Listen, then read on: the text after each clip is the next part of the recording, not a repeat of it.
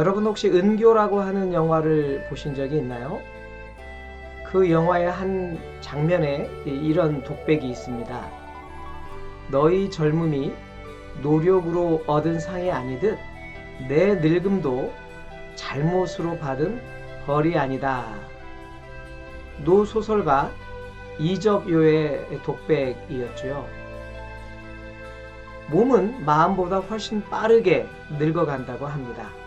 이 영화 은교는 아프도록 정직하게 인생이 늙어감에 따른 비애를 우리에게 보여주고 있습니다.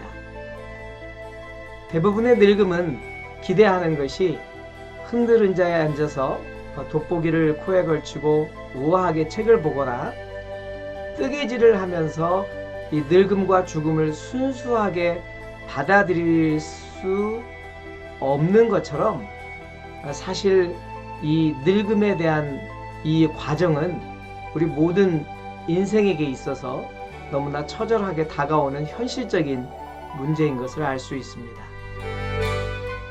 우리나라 전체 인구 중 장애인의 비율이 장애인 중에 90%가 사고 등에 의해서 후천적으로 된 장애인이라고 하지요. 모든 이 비장애인들은 잠재적 장애인이라고 하는 것입니다. 이렇게 보자면 이 노인 질환에 관해서는 잠재적도 아닙니다. 우리 모두는 잠재적 노인이 아니라 대기표를 받은 노인이기 때문에 그렇습니다. 잠재적 장애인으로 비장애인이 사고를 당해서 장애인이 될 확률은 그렇게 높지 않지만 젊은이들이 노인이 될 확률은 100%이기 때문이죠. 이 노인 문제는 더더욱 남의 일이 아닌 것입니다. 젊음이 노력으로 얻은 상이 아니듯 늙음이 잘못으로 받는 벌도 아닙니다. 이 늙음의 과정은 우리 모두가 공평하게 받는 어쩌면 벌일지도 모르겠습니다. 영화 은교에서도 그 싱그러운 은교는 역시 몇십 년 후에 그 이적요가 했던 말을 어떤 식으로든 자신만의 표현으로 중얼거릴지 모르겠습니다. 이번 세계 강의에서는 이 노인 질환자를 의한 음악 치료에 대해서 함께 수업하도록 하겠습니다. 한 개인의 일생을 보통 영유아기, 아동기, 청년기, 중장년기, 노년기의 주기로 구분한다고 하죠. 이러한 생애의 주기는 단순히 시간만의 흐름을 의미하는 것이 아니라 그 시기마다 반드시 해결해야 할 특정한 과제와 부여된 역할이 있음을 의미합니다. 개인마다 차이가 있겠지만 이 각 단계를 거치면서 완성을 향해 성숙한 그런 과정을 거치면서 이 노년기의 아름다운 그 황금기를 어떤 형태로든 간에 보상받고자 하는 그런 마음들이 아주 강화되는 시기라고 볼 수 있습니다. 이번 수업을 통해서는 사람이 노화로 인해 신체적, 심리적, 사회적으로 어떤 변화가 일어나는가, 또 노인 치료의 목적을 살펴보고 여러분이 설명할 수 있도록 하면 좋겠습니다. 노인 치료의 전반적인 임상 환경, 어떻게 접근하고 적용되는지 학습하고 적용하는 시간을 갖도록 하겠습니다. 노화와 노인, 노화의 개념에 대해서 살펴보려고 합니다. 스트레어는 모든 생물체의 보편적 과정이며 외부적 요인이 아니라 생체 내의 모든 장기에 발생하는 내부적 요인, 점진적으로 진행되는 기능 저하이며 궁극적으로 죽음을 초래한다는 공통적인 특성을 지닌다고 정의를 내리고 있습니다. 그렇죠. 모든 생물, 동물, 모든 존재 자체들은 시간이 지남에 따라서 외부적 요인이 아니라 자기 안에 있는 모든 장기가 이제 기능 저하가 일어나면서 궁극적으로 죽음에 이른다라고 하는 이야기입니다. 미래는 인간의 노화를 신체의 구조나 기능의 변화를 말하는 생물학적 노화, 적응이나 행동에 관한 변화를 의미하는 심리학적 노화, 지위와 역할의 변화를 다루는 이 사회학적 노화, 이렇게 세 가지로 구분을 해놓고 서로 상호작용해서 그것이 아주 빠른 가속화에 영향을 미치거나 아니면 노화를 지연시키는 그 영향을 미친다라고 정의하고 있습니다. 노화의 두 가지 차원에 대해서 우리 노인정신학회에서 1998년도에 이야기한 것인데요. 첫 번째, 유기체가 자신의 신체 생리적 기능이 최고조에 달한 후에 점차적으로 그 기능과 구조가 감퇴해가는 불가피한 과정으로서 개인의 노력으로는 바꿀 수 없는 정상적인 이것을 1차적 노화라고 표현을 했고요. 2차적 노화는 개인의 유전적 프로그램이나 정신적, 심리적, 사회적, 환경적 요인 및 질병과 사고의 영향을 받아 사람마다 차이를 가져오는 것으로서 개인적 노력이 노화의 속도나 질에 영향을 미친다는 2차적 노화에 대해서 이야기하고 있습니다. 첫 번째는 자연스러운 노화인 것이죠. 모든 인생은 태어나면서부터 노인에 이르기까지 신체적인 여러 가지 자연 노화적 현상을 겪으면서 자연스럽게 노화가 점진적으로 진행된다는 것이고요. 2차적 노화는 개인에 따라 지금 여기서 말하고 있는 것처럼 정서적, 심리적, 사회적, 환경적 요인에 따라서 이 노화가 가속되거나 지연될 수 있는 여러 요인들이 작용한다라고 말하고 있는 것입니다. 두 번째, 노인에 대한 이해를 어떻게 해야 되는지에 대해서 보겠습니다. 제2회 국제노년학회에서 말하는 것은 노인이란 노화 과정에서 나타나는 생리적, 심리적, 환경적 변화 및 행동의 변화가 복합적으로 상호작용하는 과정에 있는 사람을 노인이라고 말한다. 사실 이것은 생리적, 심리적, 환경적 행동의 변화, 이것은 아마 모든 연령대에서 다 거치는 과정이지 않을까 싶은데, 이런 부분들이 그 노인이라고 하는 과정 속에서 또 첨예하게 이 상호작용을 하는 것을 우리가 알 수 있습니다. 뉴가트는 연소노인이라고 해서 55세에서 74세까지를 young old라고 표현을 했고요. 고령노인은 75세에서 85세를 old 해가지고 고령노인이라고 봤습니다. 85세 이상을 oldest 해서 초고령 노인으로 이렇게 노인을 구분짓고 있습니다. 폴만이라는 학자는요, 정치, 사회, 경제, 문화가 발전된 복지국가에서 신체적 기능과 적응 능력을 상실하는 연령을 80세 전후로 본다 해서 이 폴만은 노인에 대한 이해를 80세 앞뒤로 있는 그 연령대에 있는 사람을 노인으로 이해했습니다. 우리 한국보건사회연구원에서는 이렇게 얘기합니다. 도시 거주 노인 80세 이상의 중고등학교 이상의 노인이 증가하고 있고요. 독거노인이나 노인 부부가 증가하고 있습니다. 안경, 보청기, 의치 사용이 증가하고 있고요. 85세 이상 인지기능이 저하되죠. 노인 89.2%가 만성질환을 보유하고 있습니다. 한 사람당 평균 2.6개의 만성질환을 보유하고 있죠.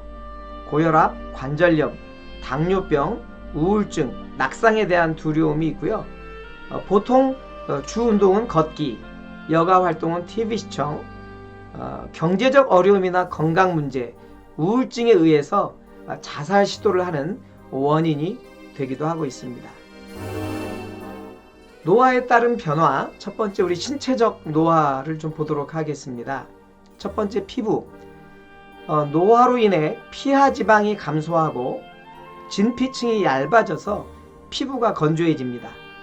멜라닌 색소가 침착되어 갈색 반점이 생기죠. 할아버지나 노인들을 보면 거뭇거뭇 얼굴이나 손목 등에 이렇게 갈색 반점이 생긴 것을 볼 수 있습니다. 멜라닌 색소가 침착되어서 나타나는 반응이고 현상이죠. 두피에 멜라닌 세포가 소멸되어 흰머리가 나죠. 피부 건조증이 발생합니다. 쉽게 멍이 들고요.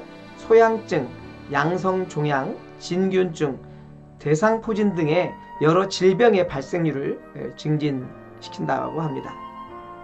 눈, 안구 수정체의 탄력성이 감소하고 수정체의 단백질 대사의 변화를 일으키며 모양근의 조절력이 약해지고 초자체의 이상 현상이 나타납니다.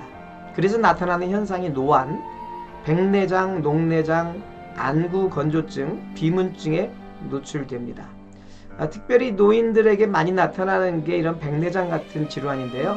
최근에는 의학의 발전으로 인해서 대부분 이 백내장들은 간단한 수술로 회복될 수 있는 것을 알 수 있습니다. 세 번째, 귀의 노화는 노인성 난청, 현훈증, 이명 등을 유발시킵니다.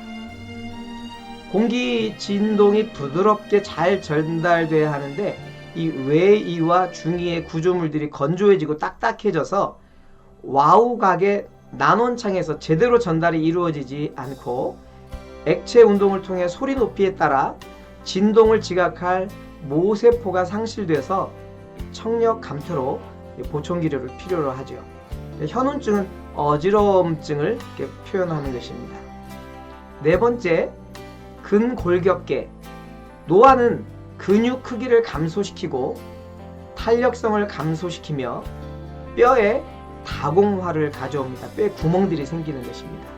골다공증, 퇴행성 관절염, 골절을 유발합니다.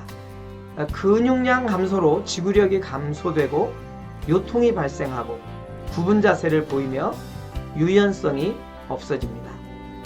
골다공증은 남성보다 여성에게 더 취약하고 많이 나타나죠.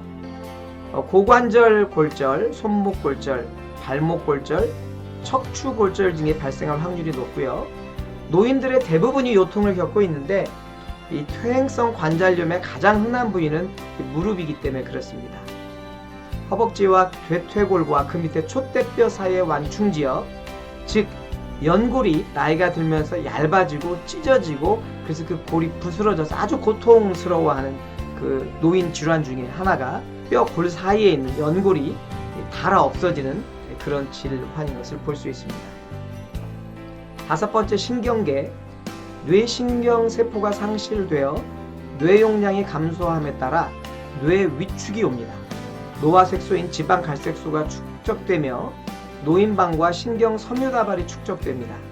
이로 인해서 수면장애가 발생하죠. 그래서 우리 노인 할아버지들이 보면 잠들이, 할머니 할아버지가 잠들이 많이 없어지는 것을 볼 수 있습니다. 기억력 감퇴, 잘 기억 못하십니다. 인지기능이 저하됩니다. 반사신경 등 신경 전달 기능이 감퇴되죠. 따라서 정보 입력, 저장, 인출 및 재생하는 능력과 유입된 정보의 해석과 추리, 처리 속도가 둔화됩니다. 특히 단기 기억, 최근 기억이 크게 약해지죠. 건망증을 보이는 것과 이 기억 장애와는 다릅니다. 건망증은 어떤 사실에 대해서 잠깐 잃어버리는 것인데 기억 장애는 그 사실 자체를 기억하지 못하는 것입니다. 하지만 지혜, 시간관리, 규율성, 규칙성, 신중성, 인내심, 주의력, 익숙함 등은 증가하는 것을 볼 수 있습니다. 이러한 신경계의 노화는 치매, 뇌졸중, 파킨슨병에 취약합니다. 대표적인 이 뇌질환의 병입니다. 치매, 뇌졸중, 파킨슨병. 여섯 번째, 순환계. 심장의 지방갈색소와 지방 조직이 증가하고 심장 판막과 혈관벽의 변화가 옴으로써 고혈압, 동맥경화증, 심근경색증, 심방세동 및 기타 부정맥, 울혈성 심부전증의 발병률이 높게 됩니다. 이 혈관에는 지방, 노폐물들이 쌓이게 되고요. 그래서 혈액이 지나는 길이 좁아지면서 이 혈관 질환으로 연계되기도 합니다. 흡연, 당뇨 등의 이유로 동맥경화 상태를 가져오는데 그것이 진행되면 파열이 되고 혈전이 생겨서 생명의 위험을 느끼기도 합니다. 일곱 번째, 신장. 사구체가 경화이 감소되고 사구체 여과율이 감소하며 신혈관의 경화가 오게 됩니다. 이는 사구체 경화증, 만성 혹은 급성 신부전, 신동맥 색전증 등을 유발시킵니다. 신장 안에는요, 미세한 혈관이 많이 분포되어 있는데 혈압이나 당뇨로 인해서 이 부분도 강화가 되지요. 후각, 미각, 촉각, 운동 감각 등의 이 감각 기능이 쇠퇴해집니다.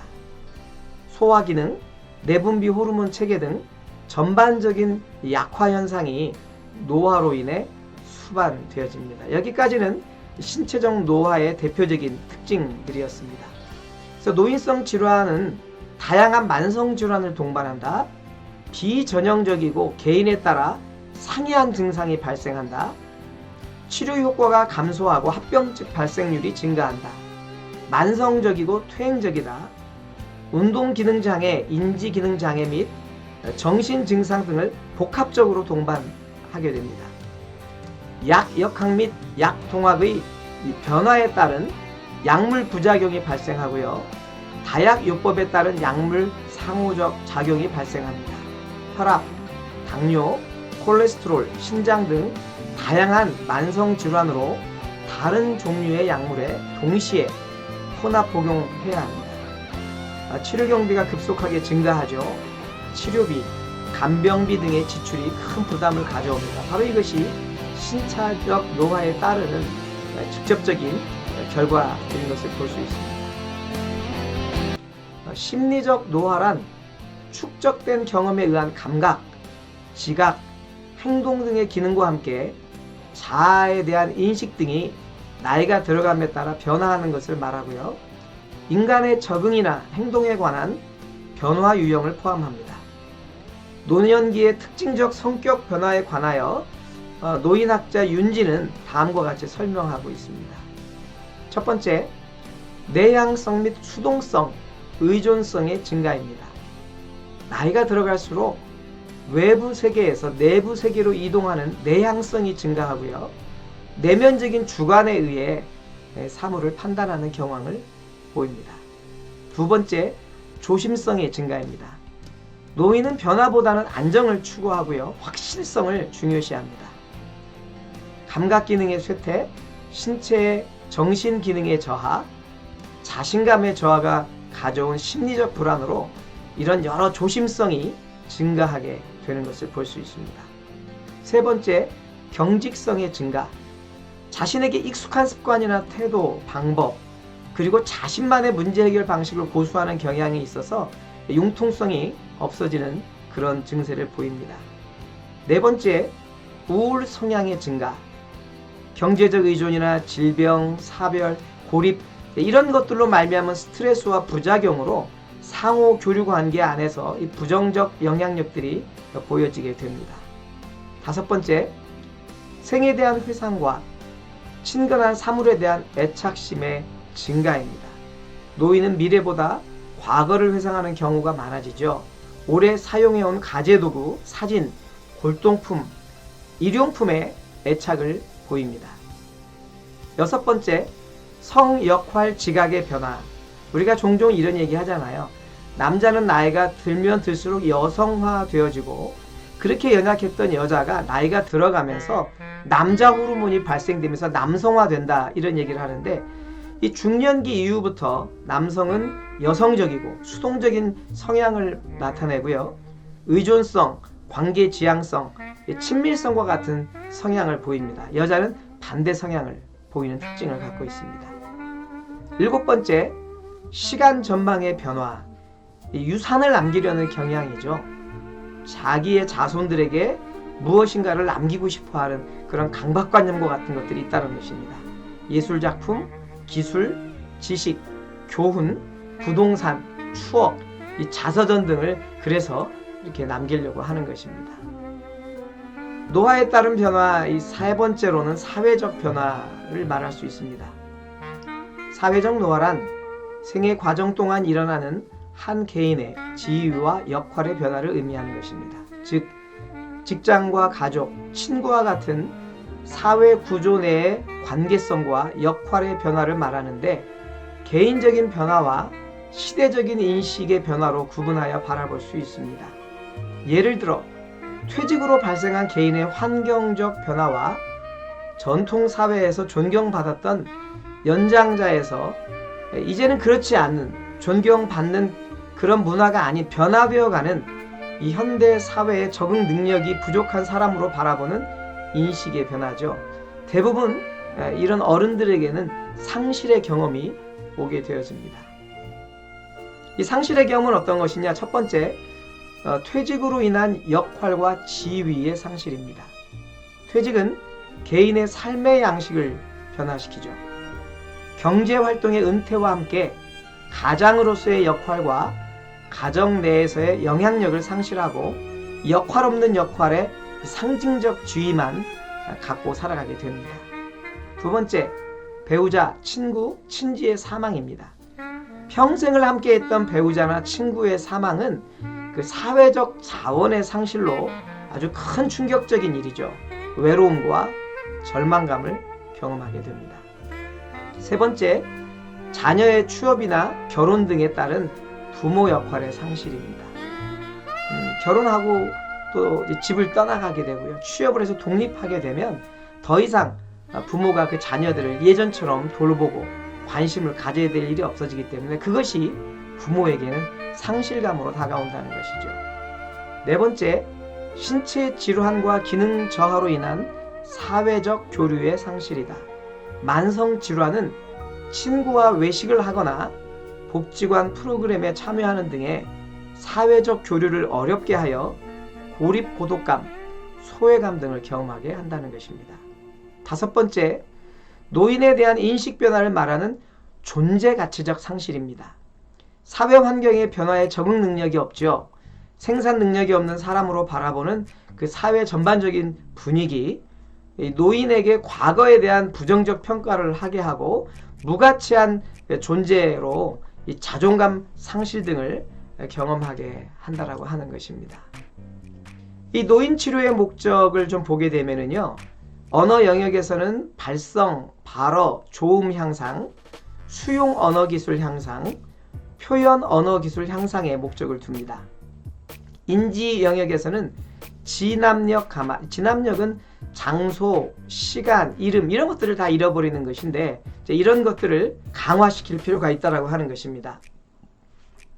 주의 집중력 향상, 단기 및 장기 기억 자극, 판단력, 결정력 강화, 행동 영역에서는 충동 조절, 부적응 행동 감소, 참여 행동 증진을 목적으로 두고 있습니다. 사회 영역에서는 대인 교류 및 관계 형성, 사회적 통합, 여가 선용 목적을 두고 있고요. 정서 영역에서는 동기 유발, 감정 표현, 우울 감소, 즐거운 경험, 긍정적 정서 형성의 목적을 두고 있습니다. 정신과 영적 영역에서는 사고력, 창의력 강화, 자긍심, 자존감 향상, 자신감, 성취감 경험, 심미적 경험, 성찰 및 자아 통합, 자아 실현, 자기 표현, 만족감 증진, 정화 경험에 목적을 두고 있습니다. 신체 영역에서는 긴장 이완, 신체 에너지 증가, 호흡 기능 강화, 근력 유지 및 강화, 관절 구축 방지, 신체 조절력 증가, 유연성 증가에 목적을 두고 있습니다. 노인치료 음악치료 활동의 설계를 간단하게 보면은요, 시작할 때 이 반기는 노래로 시작합니다.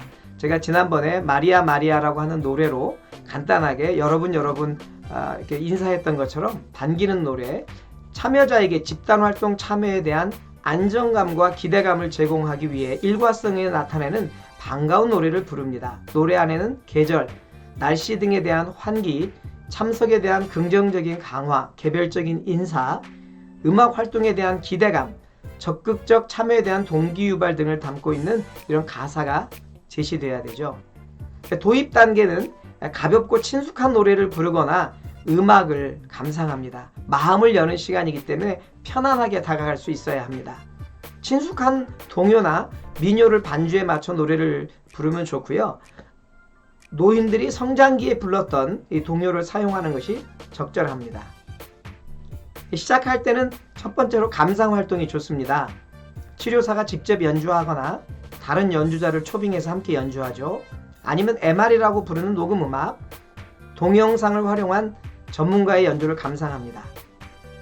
음악 선곡은 진동 자체 효과를 목적으로 할 수 있고 활력을 높이거나 긴장을 이완시키거나 기억을 회생하거나 주제에 따른 내면 활동을 통해 긍정적 정서를 형성하고 자아 성취를 제공하는 등의 목적에 맞게 선곡합니다. 반드시 음악은 심미적인 즐거움이 있어서 클라이언트가 집중할 수 있는 의미 있는 활동으로 인식할 수 있어야 합니다. 노래 부르기 활동인데요. 치료 목적과 주제에 관련된 노래를 3, 4곡 선곡하고요. 계절이나 날씨, 사회적 이슈, 사랑, 나눔, 우정 등과 같은 가치나 태도, 역사적 지식 등이 담겨있는 노래를 치료사와 함께 부릅니다. 치료사는 반주에 맞추기도 하고 원곡 가수의 MR 음악을 사용하기도 합니다. 반주는 클라이언트의 음역이나 템포 등을 효율적으로 지원할 수 있도록 그렇게 낮춰 부르는 경우들이 좋습니다. 노래 활동에는 가사를 만들어 부르는 노래 만들기, 가사 통의, 기존의 노래 부르기 활동 등이 있습니다. 가사에 대해서 서로 의논한다라고 하는 것이죠.